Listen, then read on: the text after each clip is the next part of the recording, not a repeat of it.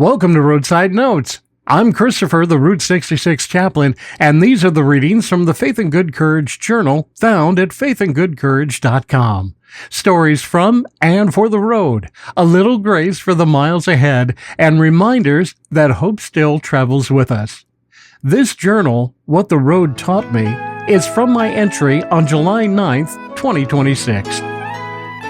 What the Road Taught Me didn't come from a book or a classroom or a motivational weekend. It came from a diner stool, a long stretch of highway, and enough miles to finally stop arguing with the quiet.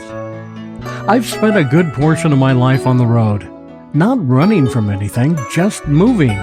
Weddings in one city, a funeral in another, a truck stop somewhere in between where the coffee is bad and the conversation is surprisingly good. You log enough of those miles and the road stops being a place you pass through and starts to become a place that teaches you things, if you pay attention. Everybody's carrying something. I learned that early, and I've never had a reason to unlearn it. The man eating alone at the end of the counter isn't necessarily lonely. The woman who doesn't make eye contact isn't necessarily rude. Most of the time, people are just tired in a way that doesn't show up on the outside. Tired from the drive, sure, but more often tired from something that they left back home that they couldn't figure out how to pack and couldn't figure out how to leave it behind either. The road taught me to give people the benefit of the quiet. Don't fill it, don't explain it, just let them have it. Sometimes that's the kindest thing you can offer a stranger. I've done thousands of weddings, stood at more altars than I can count. And what the road taught me, though, through all of that, is showing up is the most important part of the job. Not showing up perfectly, not showing up with all the answers, just showing up present, prepared, and willing to be useful. That's true at the altar. It's true at the diner counter. It's true in a hospital waiting room, a truck stop, a parking lot, and every other place life has put me when somebody needed a minute of somebody else's time. The road doesn't reward the people who have it all figured out.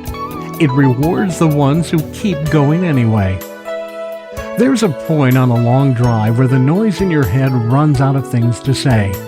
You've replayed the argument, rehearsed the conversation, worried the worry down to nothing.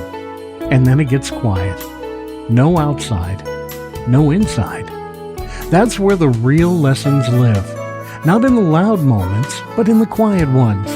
The ones that sneak up on you somewhere between Barstow and Flagstaff when you're not trying to figure anything out anymore, and something finally becomes clear. The miles just keep handing you the test, and if you're paying attention, you start to notice that most of what you needed to know was already in you. The road? It just gave you enough quiet to hear it. In my roadside reflection, what the road taught me is still being added to. I don't think that part ever stops. Every diner, every counter, every stranger who sits down next to you with something they don't quite know how to say. They're all part of it. The road isn't the point. The people along it are. If you're moving through your days too fast to notice them, you're missing the class. Slow down. Pull off. Let the quiet do its work.